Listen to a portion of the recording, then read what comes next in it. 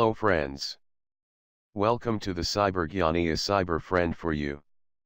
I am your cyber friend Sharad. So, friends, if you are new to the channel, please subscribe the channel, and also press the bell icon for the latest updates, and if you like this video, click on the like icon and also comment on the video. Remember, your comments are valuable for us, so let's start. Friends, in this video we tell you how to install Muvizu Play animation software in your PC or laptop. Friends, Muvizu Play is a easy to use software to make animation movies or videos in hours, not in weeks, without any special training, so please watch full video without skipping it.